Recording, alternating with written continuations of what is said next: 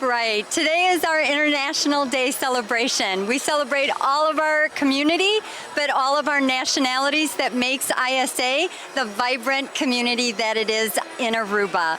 We like to make sure to showcase each one of our countries, and especially our host country of Aruba. This year we have 32 different nationalities represented. Today for a show we had multiple. We had from our elementary students playing violin and singing different songs, to our high school students dancing to different Indian music, and also one of our high school girls dancing to Venezuelan music. Boy, do we ever have food to eat. All of our countries are represented by their booths, where our parents are so incredibly generous in bringing in foods from their countries to share with the entire community. For this celebration, it happens once a year, but we have multiple celebrations throughout the year, but International Day happens once a year, yes.